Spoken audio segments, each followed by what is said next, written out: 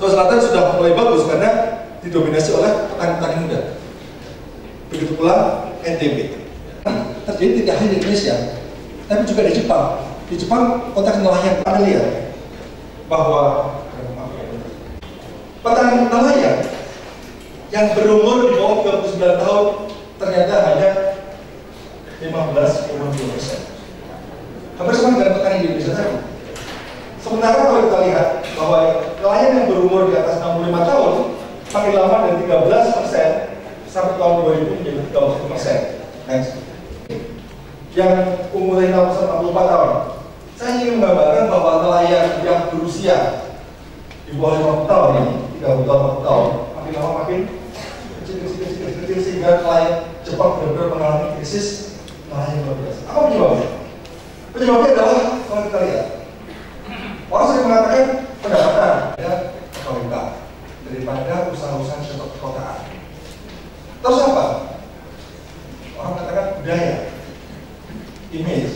Di Jepang ada istilah kita naik tiket dan keras. Tapi sebenarnya alasan utama kenapa orang-orang muda Jepang tidak mau menjadi nelayan, tidak mau menjadi petani. Karena nah, jadi kalau perempuan-perempuan yang muda-muda agar bangga menjadi istri, pasti dokter. Tidak mau menjadi istri apa? Pengusaha tambak, pengusaha beras, pengusaha kedelai, pengusaha kakao. Jarang, ya. Oleh karena mulai saat ini mohon 32%. Ini kita kalah dengan Iran, tapi kita masuk Brazil. Next. Nah, bagaimana kalau kita lihat pada tahun 2025? 2025 kan peminatnya semakin lama semakin menurun. Tapi berbanding negeri relatif agak stabil. Tapi berbanding swasta itu luar biasa penurunannya. Sehingga kita sendiri yang berada di pertanian ini mau tidak mau harus berpikir keras karena menghadapi kenyataan seperti Wageningen yang sudah berubah menjadi Wageningen University menegakkan kata agriculture. UPM, Pertanian Malaysia menegakkan kata pertanian, putra Malaysia. Dan di beberapa kampus lain pertanian sudah mulai berguguran. Tapi kami masih yakin, betul, tadi saya sampaikan bahwa kami masih optimis. Kita optimis bahwa pertanian, karena ini punya peran yang sangat penting sekali dalam penyediaan pangan dan juga dalam hal kegiatan ekonomi, bahkan sekarang untuk energi, bahkan untuk pakan dan seterusnya. Maka mau tidak mau ini adalah sektor yang benar-benar diamankan dan pendidikan tinggi pertanian yang benar-benar harus didorong sebenarnya. Ini ada kecenderungan orang berpikir karena orang berpikir apa? Berpikir dulu kalau kita nggak bisa produksi swasembada pangan, jangan sampai swasembada. Ya kalau ada kurang timosnya dari kami, dari Raksasa itu. Ketika Gubernur Nusa Tenggara Barat ingin mencapai swasembada sapi, apa yang terjadi? Dubes Australia datang. Lu mau swasembada? Kira-kira diancam lagi. Jadi skenario global itu memang tidak menghendaki kita sebagai sebuah negara yang memang punya kemandirian pangan yang kuat. Tidak dihindari kita memiliki kedaulatan pangan yang kuat. Semakin kita kawan pangan, negara-negara maju semakin senang. Karena kita lihat tren tadi bahwa Amerika dan Eropa akan menjadi negara yang mengalami surplus pangan pada tahun 2025. Itu dalam apa namanya proyeksi yang linear. Kita belum ada asumsinya kondisi saat ini tidak ada kayak apa. Oleh karena itu pemerintah saat ini mestinya sudah mulai memikirkan itu. Infrastruktur gimana? Coba kalau Pak Harto dulu membangun waduk maupun irigasi. Sekarang pasar informasi berapa sih budget yang dikeluarkan oleh pemerintah pusat untuk merehabilitasi waduk, merehabilitasi irigasi, merehabilitasi infrastruktur. Yang kasih itu adalah teman-teman di daerah. Terus terang saya berempati sekali terhadap pembangunan. Seorang bangun Indonesia tak bangun Jakarta. Di koran yang itu dapat di TV, di koran itu dapat monorail. Jadi itu dapat banjir di mana-mana yang di Sorong, Jakarta. Kota saya itu Pekalongan, itu banjir luar biasa. Eksposnya kecil. Jakarta begitu banjir gini aja loh, jadi maksud saya ini kita tuh pembangunan itu terlalu banyak bertumpu pada pembangunan Jakarta sentris. Nah, yang kedua, pembangunan di Indonesia itu adalah pembangunan yang berbasis pada event. Saya yakin, Pak, kalau Pak Harto menjadi ketua panitia KTT G20 di Palu misalnya, apa yang terjadi? Pasti airnya bagus sekali, jalan tol yang dibangun, hotel-hotel bagus, semua diperbaiki. Jadi Indonesia itu kalau orang ingin membangun, maka jadilah kita tuan rumah SEA Games, jadilah kita tuan rumah apa ya? Jadilah kita tuan rumah. Ini kan berdasar pada kebutuhan real pemerintahan nggak ada. Makanya saya berharap ini Gubernur Palu itu menginisiasi kegiatan besar. Karena hari Nusantara sudah ada, tapi levelnya nasional. Mestinya seperti Sulawesi Utara ada jalan Palu lurus semua. Karena semua pasar-pasar akan dicat semua. Akan apalagi 7 negara akan meninjau pertanyaan Palu irigasi langsung dihabis-habiskan di berbagai semua. Makanya itulah taktik untuk mempercepat proses infrastruktur di Indonesia. Ciptakanlah international event di Palu. Jadi kita itu walaupun berbasis event. Next, dokumen rencana pangan saya sudah bangga sekali Fakultas Pertanian dan Kementerian Pertanian di Indonesia sudah bentuk SI strategi hidup moneter SIPP seperti ini. Di era pilkada seperti sekarang ini, ya kita saya sangat ya daripada untuk pertanian mending untuk mall, daripada untuk pertanian menjadi untuk pemukiman, ya. PAD meningkat. Kan kita berpikir dengan era politik ini pola pikir kita adalah pola pikir 5 tahunan. Bayangkan tembok Cina itu dibangun berapa tahun? 300 tahun. Artinya apa? Pemimpin Cina itu punya kemampuan proyek jangka panjang sampai sekarang. Ya, prioritas 1 apa? Prioritas 2 apa? Prioritas 3 apa? Tapi saya tanya, RPJM apa? RPJP apa? Pasti dikatakan. Pasti belum ada yang pernah baca RPJP. Saya juga belum pernah baca. Ya, apa? Orang-orang yang berpendidikan seperti kita saja itu belum pernah baca rencana pembangunan jangka panjang. Apalagi masyarakat awam. Tapi dulu, kalau Pak Ahmad dengar senyum, tapi dulu orang hafal sekali. Tidak hanya gambar, tapi juga hafal tentang rencana pembangunan. Artinya pembangunan sudah menjadi keseharian kita. Karena itu, ini kita perlu instrumen untuk bisa menjamin bahwa perencanaan pangan di setiap daerah itu benar-benar diwujudkan. Saat ini saya banyak membantu untuk membuat master plan ketahanan pangan di berbagai daerah sebagai buat ini namanya desain 5 tahunan. Tapi mestinya harus dibuat 25 tahunan itu lebih bagus lagi. Yang kedua adalah lembaga. Siapa lembaga urusan pangan? Bulog sudah menjadi perusahaan, juga menjadi badan yang mengelola pangan kita. Kemudian juga lembaga urusan pangan daerah gimana? Saat dan universitas menghasilkan banyak produk-produk pertanian. LIPI juga menghasilkan knowledge management yang sangat baik.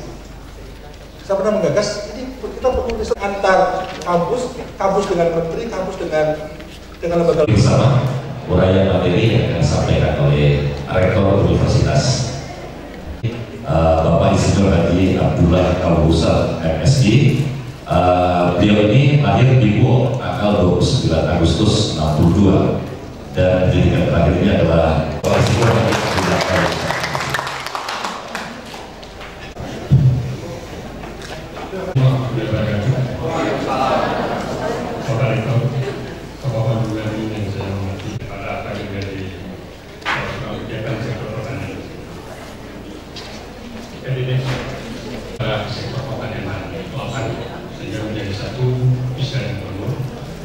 Kemudian visi saya kira salah satunya adalah lima pengelola sumber daya alam secara optimal dan berkelanjutan.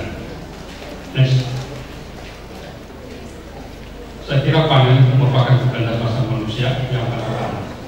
Komunalnya upaya hak asasi manusia yang dijamin dalam Undang-Undang 45 berjiwa bukan hanya semata kata berjiwa. Sehingga walaupun dari sisi produksi katakan sudah setengah itu sudah surplus, tapi kalau tidak terjadi kebutuhan berjiwa itu bukan satu masalah. Sehingga satu persoalan yang harus kita jalan program dipakai. Tapi saya kira yang ketiga bahwa kedaulatan pangan pengelolaan yang penting, saya kira yang harus kita wujudkan pada tahun-tahun datang. Next, selanjutnya sistem ketahanan pangan. Saya kira pertama subsistem ketersediaan produksi dalam negeri. Nah, ini informasi yang saya kira sebagai ketua tadi ini persoalan ini. Bahkan ini sehingga orang bisa mengatakan daripada terlalu tinggi dan produksi yang mungkin tidak meningkat sesuai kita impor saja. Nah, tapi saya kira masalah seperti kita harus hilangkan. Kalau tidak, saya kira kira menjadi pengurangan waktunya. Kemudian saya kira, dan ini kan menjadi masalah besar. Kemudian sistem yang kedua adalah konsumsi. Nah, ini juga saya kira yang sangat mendasar, dan saya kira untuk ke depan masalah kualitas pangan, terutama keseimbangan gizi, mutu keamanan pangan, dan ini kesepakatan ini saya kira dengan dari sisi anggaran juga makin meningkat, tentunya berdasarkan kebutuhan dan kemampuan daripada daerah. Dan saya kira dalam 3 tahun kita juga sudah sangat kelihatan ya perubahan-perubahan, terutama di sektor berbisnis dan kelautan. Saya kira inilah yang bisa saya paparkan kepada kalian. Ya, di sini kalau mau sehat, ayo kurangi makan nasi di sebagainya juga, karena masih ada bahan-bahan karbohidrat yang lain. Sangat jelas sekali dalam 5 tahun ke depan, karena kita bisa lihat dari visi misi pemerintah bahwa mensejajarkan diri kelautan. Dan sekali lagi kita berikan aplaus dulu buat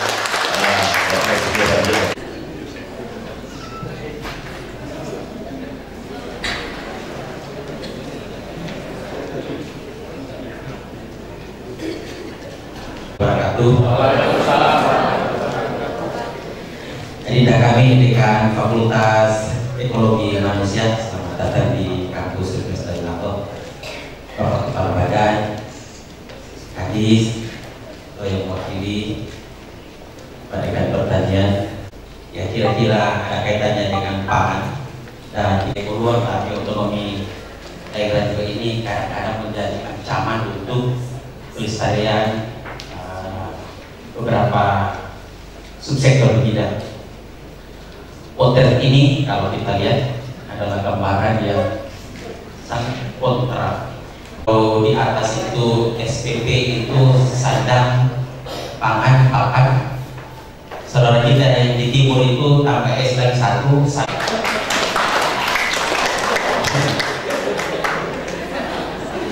Jadi memang ini kebersamaan satu bangsa, satu tanah air, tapi ternyata nasib sedikit berbeda, ada ketidaksamaan. Tadi Pak Dekan dan Pak Kepala Badan, ya terus terang ada juga pertanyaan bahwa mengapa di antara kita anak manusia ini, terutama orang Indonesia, kadang-kadang melihat sektor pertanian itu juga tidak ada yang bisa lolos dari produk-produk pertanian, tidak satu pun. Mulai ahli komputer, ahli roket, sampai ahli-ahli lain, tidak ada yang bisa terhindar dari kebutuhan pangan. Kalau misalnya saat kita sudah berada atau sudah merasa berada pada era manufaktur atau transisi antara manufaktur dengan manufaktur, tapi saya yakin bahwa pertanian tidak akan pernah bisa ditinggalkan oleh siapapun. Sektor pertanian Bapak sekali.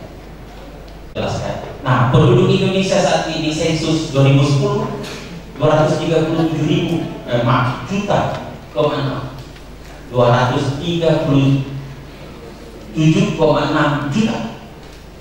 Sekarang kalau ditambah kayaknya sudah 240 juta 2014 ini, 3 tahun kemudian setelah sensus. Apa artinya Bapak Ibu sekalian? Kalau kita lihat ini pertambahannya itu rata-rata 3 juta per tahun. Karena yang lahir rata-rata 4,5 juta dan yang meninggal cuma 1,5, tidak seimbang. Tidak mungkin asin terus sampai opong. Paling jauh 2 tahun asin. Setelah itu dia pindah cari beras. Pertanian, jangan khawatir, mana anak-anak dari pertanian, angkat tangan. Kalian tidak akan pernah ketinggalan sama. Ya. Sekalian, memang ada. Oleh karena itu memang diperlukan kerja keras. Dulu waktu tahun 84 kalau saya tidak salah, Pak Harto itu pidato di PBB karena kita swasembada pangan. Tapi itu tidak berlangsung lama. Kenapa? Karena penyediaan pangan dengan orang yang mau makan itu tidak sebanding. Penduduk Indonesia, Bapak Ibu sekalian, tidak usah diambil semua penduduk Indonesia. Kita ambil saja 200 juta yang mau makan, kita buang 20 juta karena mungkin masih balita, jadi tinggal air susu ibu saja dulu. Jadi dia belum makan, tapi ada yang sudah tidak bisa makan, mungkin karena sudah 68 ke atas, kita buang 10 juta 10 juta kali saja yang 200 juta. Kalau ukuran mulut Indonesia rata-rata 10 cm lebarnya, panjangnya lebarnya 5 cm, Maka mulut orang Indonesia rata-rata itu berapa? 50 cm bulu sana. Coba kali 200 juta orang, itu lebarnya 2 km bulu sana. Ini betul punya. Itu kalau dikali 200 juta. Nah ini kalau memakan satu gelus dengan gudang doang juga bisa masuk. Artinya butuh makanan. Tidak ada yang tidak butuh makanan di Indonesia. Siapapun. Andai kata kita Papua, orang Manado bilang makan itu juga dari Aceh sampai ke Papua. Itu berapa beras yang tertelan pada saat kita sarapan, makan pagi, makan siang. Sebentar ini kan banyak cara di Indonesia ini. Dari Aceh di Tanjung ada. Kita akan makan santap siang bersama sebentar. Itu semua terbuat dari pangan. Artinya tidak ada waktu tanpa pangan Bapak Ibu sekalian. Dalam satu kali makan Bapak Ibu sekalian. Nah, ini ilustrasinya. Satu kali makan di Indonesia kalau kita kalikan 0,14 kg per satu kali makan, maka serentak kita makan siang itu 28.000 ton beras tertelan. Itu baru beras Pak, belum telur. Nah kalau telur satu orang setengah saja kali 200 juta berapa? 100 juta telur hilang hanya sekejap. Ini betul-betul. Saya yakin di luar ini ada telur.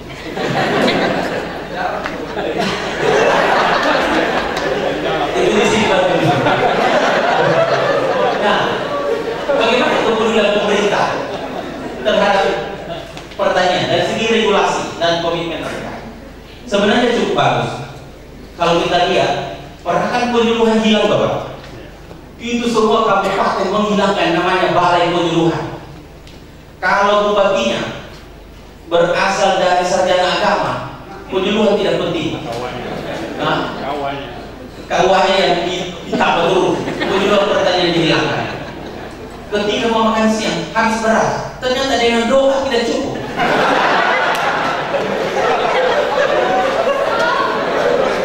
Karena Allah mengatakan berusaha dulu baru berdoa. Jadi kalau berdoa tidak ada beras yang turun dari langit. Bapak Ibu sekalian, tahun 2006 lahir tanggal yang mendasari ini Bapor apa karet dan sebagainya terkait dengan penyuluhan. Dan alhamdulillah luar biasa sektor pangan, kelautan dan kehutanan Pak ya, kehutanan itu mulai kegiatan. Di Sulawesi Tengah sudah terbentuk namanya Bapor di samping kantornya Bapak dulu ya. Sekarang sudah berjalan dengan baik alhamdulillah. Luar biasa. Jadi kalau orang tidak paham soal pangan jadi bupati, insya Allah balai penyuluhan juga disulap menjadi tempat peristirahatan. Bapak Ibu sekalian, saya lanjut. Tadi disebutkan Pak Dekan bahwa alih fungsi lahan itu adalah ancaman terbesar. Pak Kepala Badan juga mengatakan hutan habis di bawah. Walaupun sudah ada Pak Kornunya tadi yang tidak bisa terlalu jauh ini karena takut tenggelam. Tinggal laut yang dia tidak bangun. Paling pinggir direklamasi 2 meter, 3 meter. Karena itu tinggal Dr. Masahoro yang alhamdulillah tidak terganggu lautnya Pak. Paling kecemar. Yang lain Pak, hutan. Bayangkan masih ada padi Pak, tapi sudah terbangun di belakang itu rumah. Dibaliknya lagi real estate. Ini adalah ancaman bagi ketahanan Bapak Ibu sekalian untuk jangka panjang ke depan. Nah, mengapa itu terjadi? Yaitu tadi karena banyak decision maker yang melihat sektor pertanian secara keseluruhan itu seolah-olah tidak penting. Kalau sudah tahu chatting, sudah tahu menggunakan Google, seolah-olah tanaman pangan, perikanan itu tidak penting. Apalagi kalau sudah pakai handphone yang Android, tidak penting mana. Padahal dia lupa setelah chatting pasti lapar. Tidak ada chatting dulu. Semua akan kembali atau pertanyaan secara keseluruhan.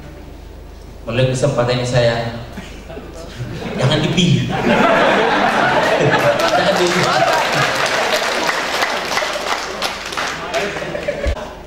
Exoset ada semua. Kapal selam yang tidak terdeteksi, pesawat terbang yang tidak ada awaknya, semua ada. Tapi tetap dia buktikan bahwa ternyata sektor pertanian itu penting. Karena kalau tidak makan, tidak bisa makan exocet. Ini bukan rekayasa, bukan.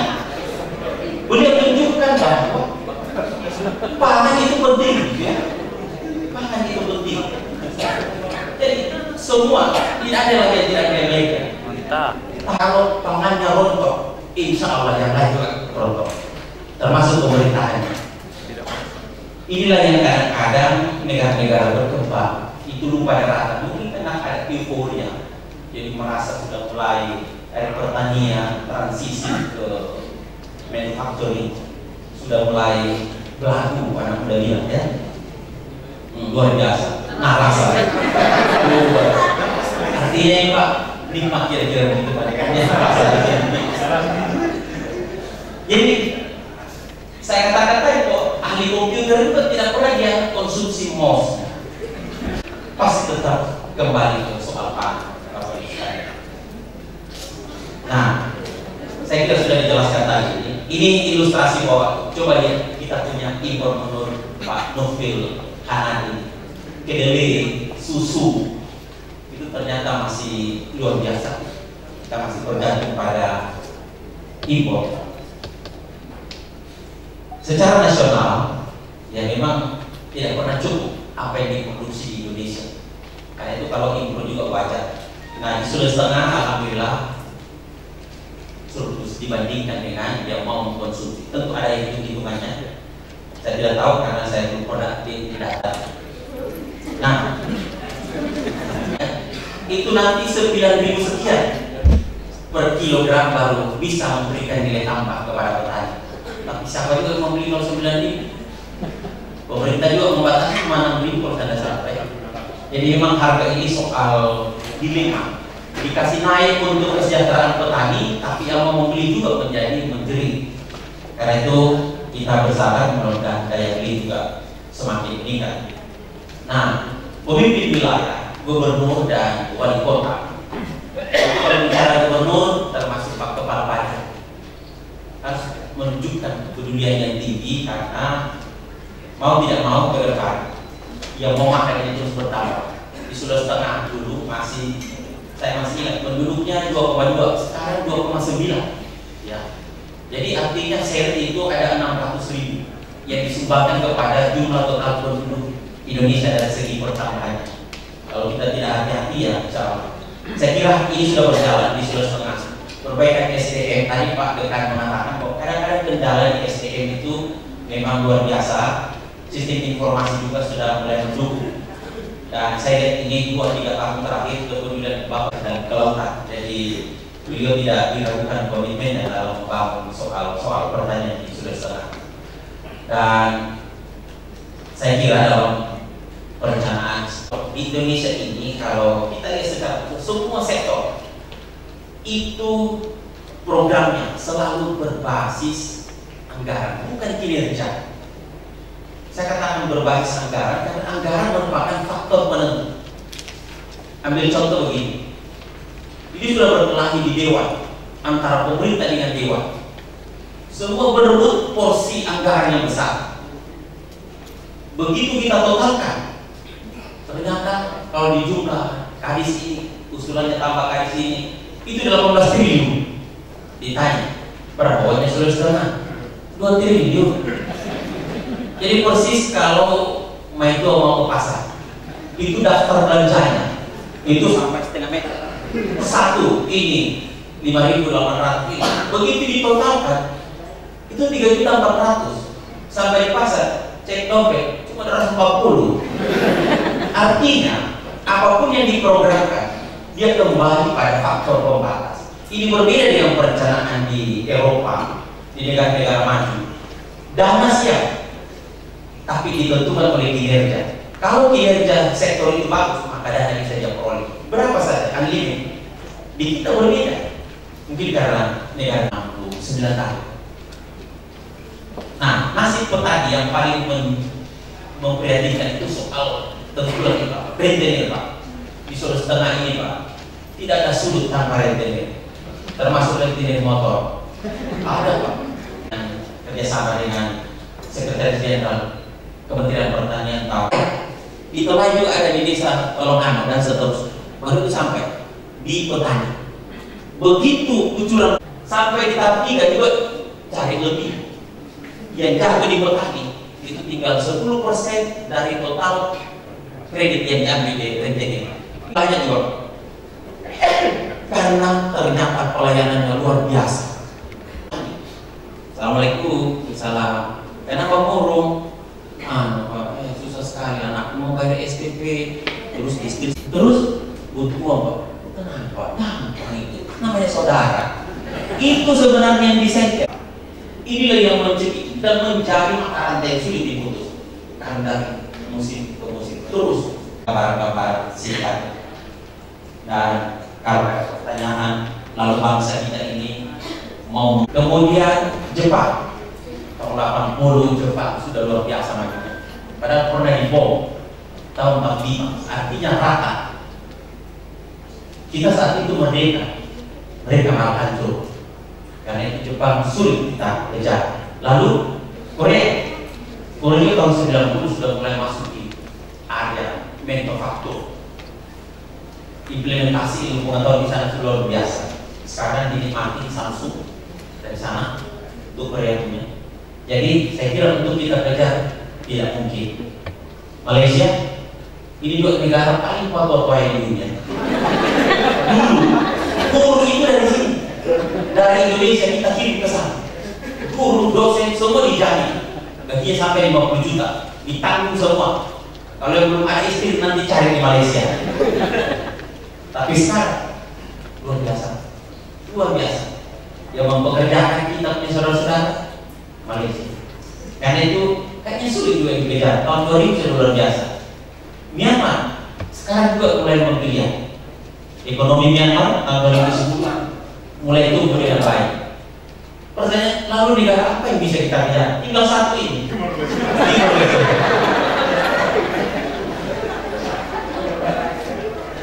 2020 kalau kita tidak tancap gas, maka kita akan diambil di tikungan tahun 2020. Bapak Ibu sekalian, terima kasih, mohon maaf. Dan dia ini adalah lulusan Fakultas Pertanian Universitas. Sekarang saya mencoba belajar lagi, berbagi. Saya kira sudah cukup panjang tadi ya. Saya mungkin cuma punya waktu sedikit, tapi saya mau sampaikan soal salah satu pilihan penting dalam konteks kebijakan pertanian ke depan. Menurut saya pertanian organik itu salah satu pilihan yang menjadi penting untuk kita pertimbangkan dalam konteks pembangunan pertanian ke depan.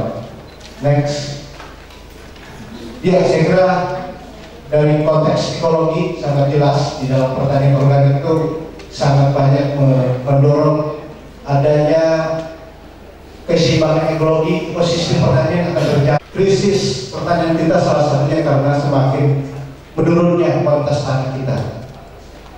Berikut, ya proses banyak makanan kita yang tercemar oleh bahan kimia dengan pertanian yang menggunakan kimia, pestisida dan lain-lain. Cukup banyak penelitian tentang ini yang sudah kita bisa baca.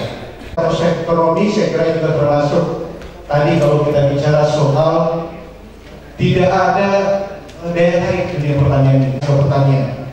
Tapi sejauh yang saya tahu di Universitas di Jawa, termasuk di IPB, di Brawijaya itu kurikulum pertanian organik sudah masuk, termasuk di UGM.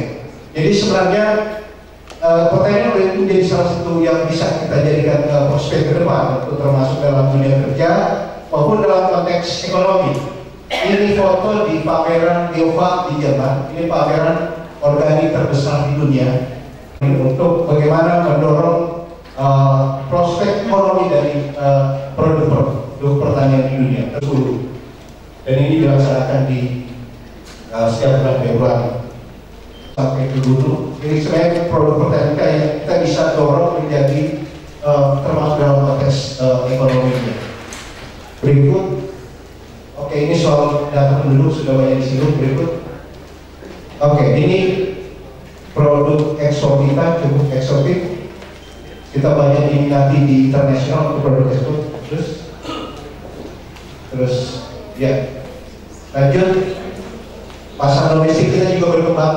Jadi pasar domestik untuk pertanian organik ini saya kira kami punya buku setiap tahun kami menerbitkan toko di Pulau Jawa, itu sudah cukup banyak produk impor organik yang masuk ke Indonesia. Jadi ini menurut saya tantangan bagi kita. Kenapa kita tidak mendorong potensi produk kita yang banyak tadi untuk kita kembangkan di dalam negeri? Karena kalau kita tidak dorong kembangnya, maka produk impor yang akan masuk ke kita. Dan itu Surabaya, itu produk organik sudah banyak yang masuk. Tapi punya data statistiknya, punya survei tentang itu. Dan pertanyaan, saya kira dari kemudian juga sudah sedang berjalan programnya. Lalu ini 2008 sampai 2015. Ya, saya hormati Bapak Rektor, Bapak Kepala Badan Pangan, tentunya Bapak Rektor Ari Satria. Selamat datang Pak di kota kami. Ada baiknya saya beritahu berdasarkan materi pertama. Suatu ketika laju pertumbuhan penduduk dunia tidak akan mampu dibagi dengan ketersediaan pangan. Ini adalah suatu statement yang luar biasa dan Indonesia sudah mulai indikasinya akan kabur. Contoh kasus di bidang perikanan, bahwa salah satu yang bisa memuatkan ketahanan pangan kita adalah produk-produk perikanan. Tapi buktinya Indonesia sudah mulai mengimpor ikan. Itu amat memprihatinkan negara ini. Sebagai negara maritim, negara kedua terbesar di dunia, itu tidak bisa dipungkiri. Indonesia ada dalam tatanan yang amat memprihatinkan dari sektor perikanan. Hampir semua universitas memiliki fakultas kelautan dalam perikanan. Kalau Jepang dibangga-banggakan sekarang, saya yakin kurang dari 1 dekade, maka Cina akan menjadi negara nomor pahit dari segi power istrinya kelautan perikanan. Tidak bisa dipungkiri, Pak, luar biasa. Kenapa? Karena begitu pentingnya pendidikan tinggi seperti di Cina, khususnya di bidang kelautan perikanan. Indonesia boleh dihitung. Berapa sih universitas perguruan tinggi yang memiliki fakultas perikanan?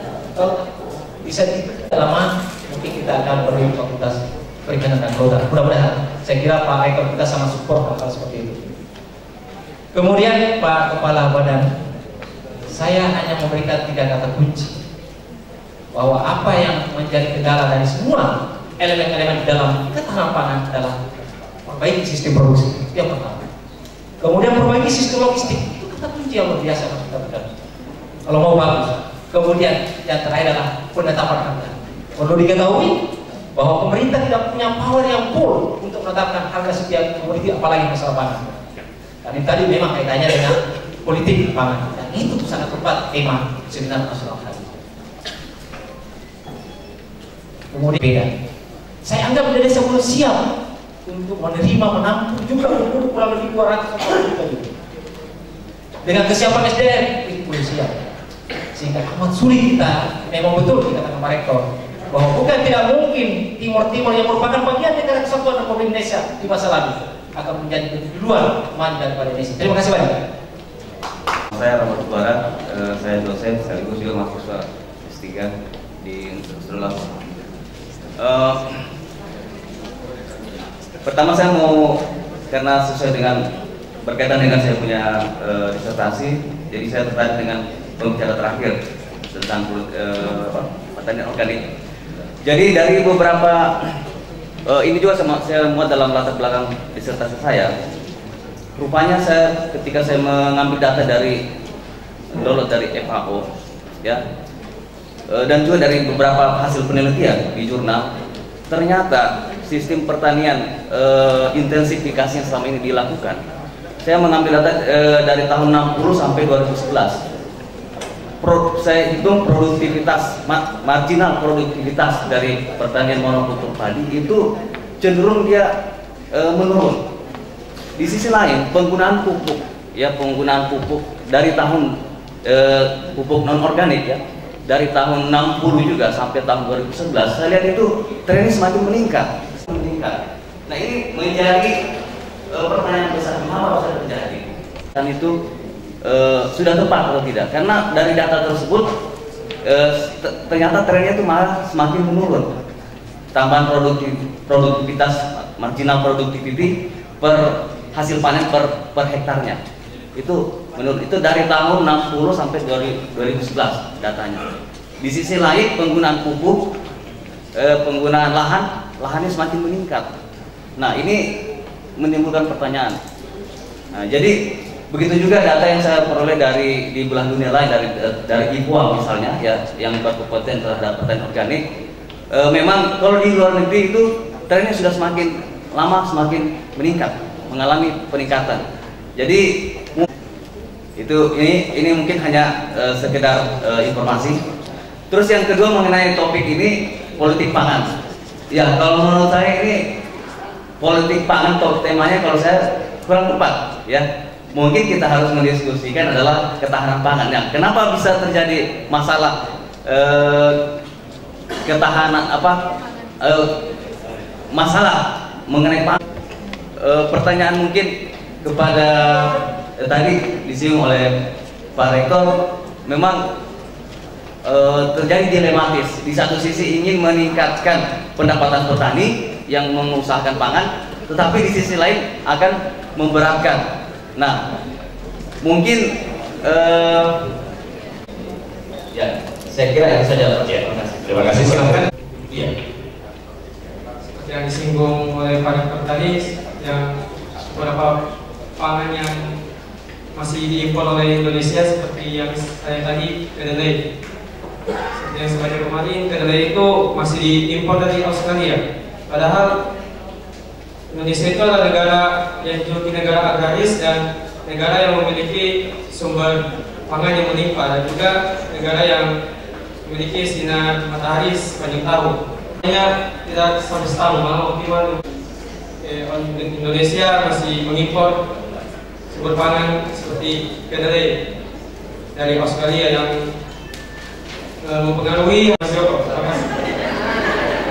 Ya, terima kasih. Dan kemudian ya. Terima kasih. Assalamualaikum warahmatullahi wabarakatuh. Terkait dengan masalah politik pangan ini, yang menurut saya paling krusial adalah ada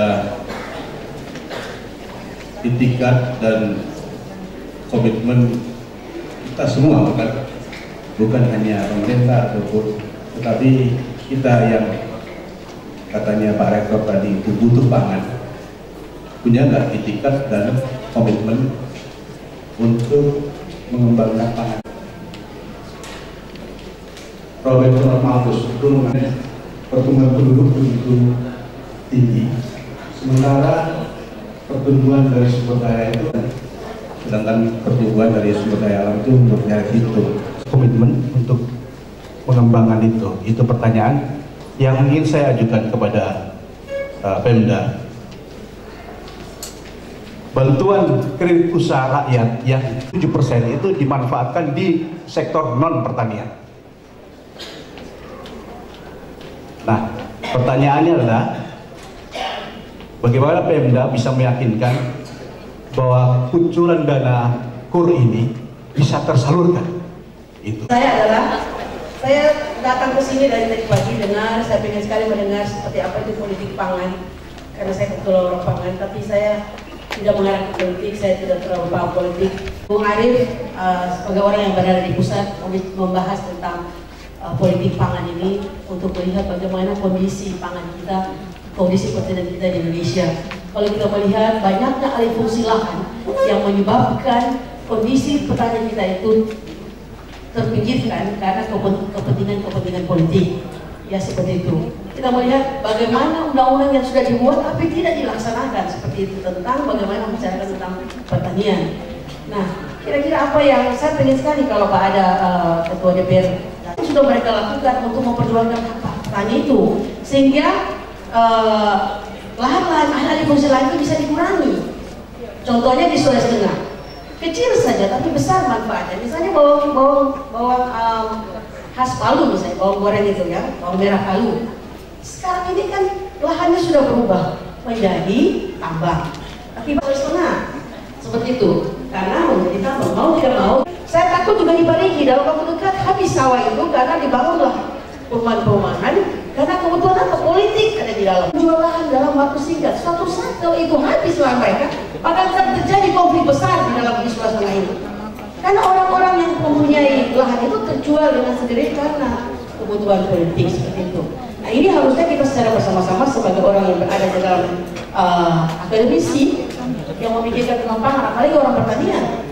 Ya, kalau kita jadi ini pertama kali soal impor ikan. Memang kita ini tren impor ikan di Indonesia tahun 2012 meningkat daripada 2011. Tapi ekspor perikanan kita juga meningkat dari 3,4 miliar US dollar, jadi sekarang itu sekitar 4,2 miliar US dollar. Nah, neraca perdagangan kita untuk perikanan surplus. Artinya sebenarnya tidak terlalu masalah karena itu. Cuman kita harus hati-hati dalam impor perikanan ini. Karena apa? Bapak sekalian, pertama kan di Padang makan apa? Ikan kembung PPS pernah? Itu ikan kembung dari mana? Dari Pakistan. Lele, ikan patin yang ada di Sumatera sebagian sudah disuplai dari Vietnam, Thailand dan Malaysia. Mengapa? Ikan patin kita ongkos produksinya adalah 7.500 per kilo. Dan kita jual berapa? 9.000, 10.000. Harga dari Vietnam dan harga Thailand patinnya sampai kita harganya 7.500. Gimana cuma bersaing? Jadi sehingga masalah yang kita hadapi adalah ini menghadapi ASEAN Free Trade 2015. Memang kita luar biasa tantangannya. Produk perikanan. Ya memang kita akan bersaing banyak dengan Thailand, Vietnam dan Malaysia untuk produk aquaculture. Tapi untuk produk kita lakukan karena harga, karena konektivitas antara timur dan barat yang tidak pas sama sama. Jadi ikan ada di timur, industri pengolahan dan orang yang makan ada di barat. Kalau sebuah pabrik bisa produksi 10 ton per hari mesinnya, ini dari sisi masih Jakarta. Dari Australia ke Jakarta lebih murah daripada dari Jakarta. Ada masalah krisis transportasi laut. Begitu loh udah. Jadi produk pertanian, produk perikanan kita juga sangat tergantung pada tidak hanya aspek teknis produksi, akan tapi juga distribusi. Sekarang harga di daerah Jawa Tengah naik sekali karena apa? Banjir, pantura putus, harga naik. Nah sehingga menurut saya yang penting sekali kita perhatikan adalah di aspek transportasi ini satu udara dan laut yang daerah kecil. Sekarang sudah mulai yang Pak Reto ya. Tadi Pak Reto dari Jakarta on time, padahal kemarin-kemarin sudah selalu delay terus. Sehingga Indonesia terkenal sebagai pesawat yang suka Garuda. Karena Garuda suka telat, itu meledak di bandara, repot lagi kita. Tapi itu sumber daya manusianya, penduduk Cina sekarang itu 1,3 miliar Pak. 1,3 miliar, makanya di sana itu tidak ada hukuman kurungan Pak, langsung eksekusi. Sekarang rumahnya. Tadi coba ya Pak, tadi 200 juta penduduk Indonesia. Nah kalau Cina ini tidak lakukan eksekusi, tambah banyak yang membutuhkan itu. Karena itu kalau subsektor penduduk yang ada di Cina Pak. Demikian juga India sekarang, dulu India masih 900, sekarang sudah 1,1. Ada lagunya Roma Irama. Nah, betapa bangganya waktu itu bahwa kita dari berbagai suku, jumlah penduduk Indonesia 145 juta. Cuma memang lagu ini tidak bisa di-recycle karena penduduk sudah 237. Beda dengan Kereta Malam. Nah, itu di-recycle lagi menjadi berdampingan dengan Soima itu yang buka Digi Jos gitu ya. Kebijakan yang ada sumber regulasinya. Nah disinilah sebenarnya kalau kita lihat calon-calon pemimpin itu mulai dari visi-misinya ini akan dituangkan dalam regulasi untuk kepentingan polisi sesuai dengan kemana arah kepemimpinan mereka. Sekali lagi kita bersyukur Pak Gubernur dan pasangannya Pak Darto itu memang visi-misinya ke sektor pertanian secara keseluruhan. Lalu kemudian anak kami dari pertanian soal kedelai, memang mataharinya kita banyak dan kalau kita mau menjemur ikan garam tidak perlu digantung untuk mempercepat keringnya, di bawah juga masih panas.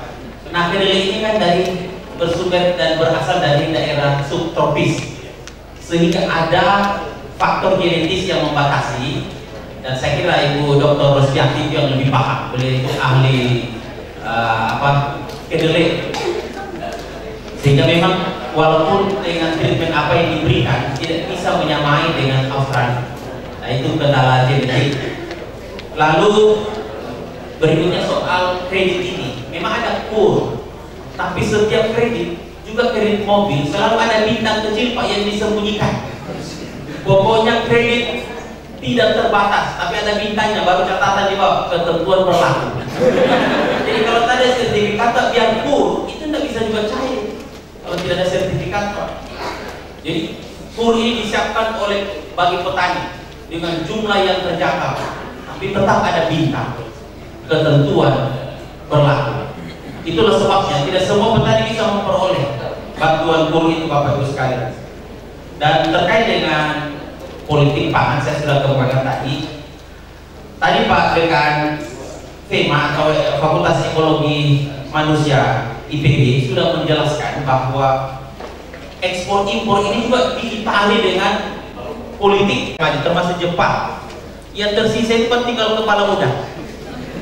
Yang ada dagingnya itu pas ekspor udang beku, tapi kepalanya tidak. Nah, sehingga kita makan kepala udang yang ada tainya itu enak Pak. Saya termasuk yang mengkonsumsi itu. Barangkali ini juga penyebabnya. Begitu ditanya, semua peserta dari negara manapun itu cepat menangkap. Siapa negara pengekspor tertinggi biji besi? Langsung dijawab orang Amerika. Siapa nama pemimpin Arab Saudi? Langsung dijawab. Indonesia tidak Pak, tapi begitu disebutkan kan jenis-jenis lain mulai kain pasar. Ada yang mudah semuanya karena ternyata itu di Jepang tidak laku kepala udang yang ada tai udangnya. Yang dikonsumsi di Jepang adalah daging yang memang mengandung protein yang tinggi, sedangkan yang tersisa di kita itu adalah yang tidak ada kandungan gizinya. Oleh sebab itu ya kita jangan berkecil hati, pelan-pelan kita 3B apa namanya 3B Pak? Beragam, bergizi, berimbang, aman dan halal. Jadi ada tambahnya. Kalau dulu 4 sehat, 5 sembarangan. Kalau ada kos. Dan terima kasih kepada program studi agribisnis Pak Dekan Pertanian yang telah menggelar seminar ini. Soal apa yang kami sampaikan terserah mau diterima dengan baik atau tidak ada juga sanksinya. Yang jelas ada nilai silaturahim di antara kita. Dan bangsa kita memang masih dililit utang. Walaupun orang mengatakan uang itu urutan ketiga, tapi urutan 1, 2 tidak ada. Jadi tetap uang adalah yang utama Bapak Ibu sekalian. Saya kira ini yang bisa kami sampaikan. Nanti dilanjutkan oleh Bapak. Saya persilakan. Ya, terima kasih. Banyak organik termasuk di nasional kita lebih menggarap juga yang namanya riset-riset tentang pertanian organik. Termasuk internasional di IFOAM itu ada satu jaringan peneliti untuk pertanian organik yang kita kenal dengan IFOAM. Itu yang banyak sekali riset-riset pertanian organik yang teknis dan seterusnya yang bisa nanti kita sharing dalam konteks misalnya teman-teman di perhimpunan kesehatan pertanian ini yang tertarik untuk geluti soal berbagi informasi. Termasuk juga kami dari AOI setiap tahun menerbitkan buku statistik pertanian organik Indonesia. Di sini cukup banyak informasi termasuk luas lahan, pasar dan lain sebagainya. Dibatasi dengan produk-produk raw material. Kalau kita masuk pada produk lahan, maka ada satu regulasi yang membatasi sulit. Tapi saya kira juga isu pertanian organik itu dan dijadikan satu seperti ekonomi, maka di dalamnya juga termasuk bagaimana mendorong pertanian yang ramah lingkungan. Termasuk telah ditentukan oleh panitia dan setelah itu masih ada beberapa sejauh mana di mana pangan kita sangat dibutuhkan dan seperti apa. Untuk acara selanjutnya penyerahan plakat oleh Rektor Universitas Darulanko Profesor Dr. Insinyur Muhammad Nasir SEMS.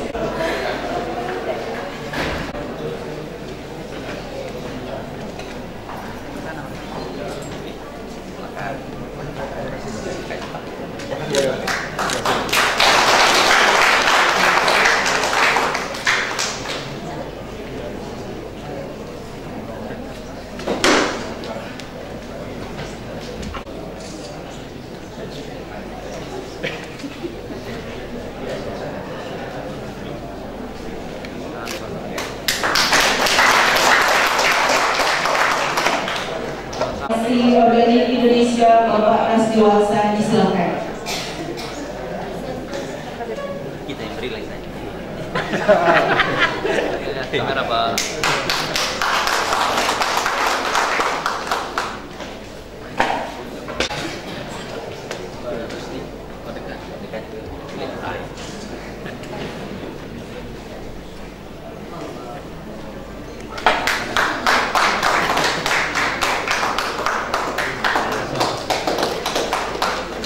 Ayo Pak.